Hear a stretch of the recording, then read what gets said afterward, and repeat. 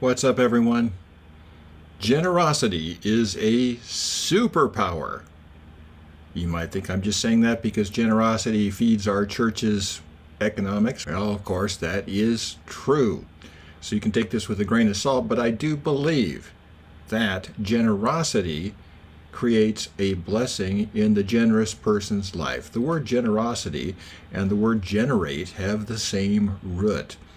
Being generous, and that's not just with money, with your time, with your expertise, helping other people out, giving people advice when they need it, when you know something that they don't, just basically being of service and raising the value of people around you.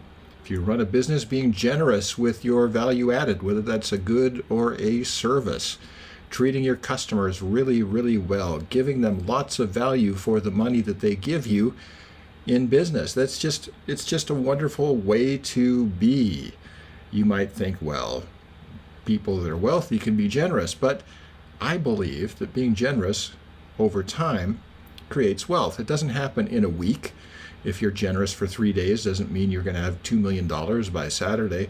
But what it does mean is it's like physical training over time. It creates a lifestyle which is incredibly advantageous for the people who practice it. Generosity is very attractive. Generosity brings friendships. Generosity creates a good family atmosphere. Grabbing the check at lunch and offering to pay for it is something that blesses us. It's kind of nice to feed people when you get a chance. It is just so different than looking at life as a zero-sum game. If I give away more, I will have less. That's not the way it works. Giving and generosity is like planting seeds all over the place that come up. You plant one kernel of corn and you get a gigantic plant by the harvest time that's got all kinds of ears of corn. It's multiplicative. We live in an open system. We live in a generative system. We're so blessed to live on a lush planet with so much life around us. So I would just invite you to be more generous. And if you need structure to do that, I would invite you to start tithing. That's giving 10%. Giving 10% of what you have. Clifford Ponticus, our pastor who married us some 40 years ago, gave us some advice on finances. He saw that we didn't make much money. We were working lots of part-time jobs, minimum wage, back when minimum wage was $3 an hour. He says, you guys are going to have challenges unless you do something. We said, well, what's that? Give away 10%, save 10%, and live off of the 80. I thought he was crazy. How can we live off of 80% of almost nothing? And we did it anyways. And somehow it changed the way we live. And things started accumulating. What happens in Luke 6, verse 38 came true for us. Give generously, and generous gifts will be given back to you, shaken down to make room for more. Abundant gifts will pour upon you with such an overflowing measure that it will run over the top. The measurement of your generosity becomes the measurement of your return, and truer words were never spoken. So how can we grow in generosity? Well, one of the ways is not to be so clingy about the things that we have, the things that we have control over. Most of us have too much stuff. You look behind me, there's so many books in this room that I could easily give away a lot of them, and I did at one point. I gave away probably half of my books not long ago to someone who likes to sell them on eBay or wherever they sell these things, and it was a real blessing for her. So I haven't missed a single one of them. There's so much stuff that we could give away. Give away things to your local thrift shop. Give away your time to volunteering.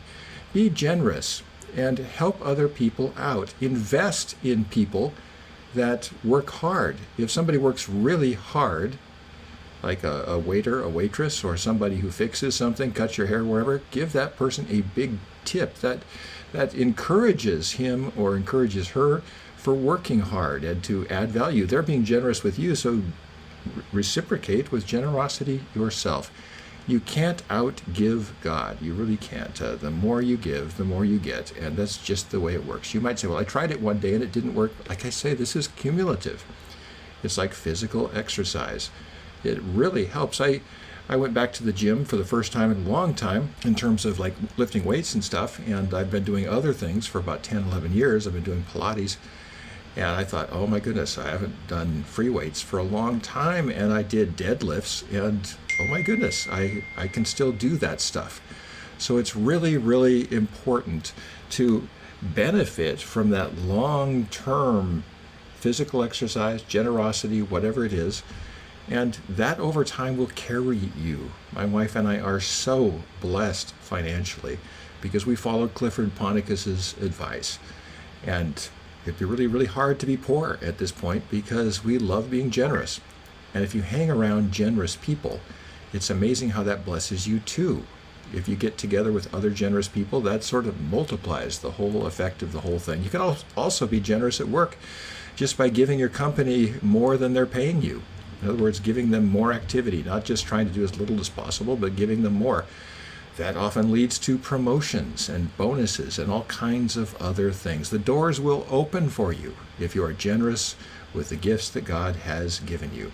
That's Luke 6, verse 38. That's the good news for today. I hope that you will subscribe to this channel.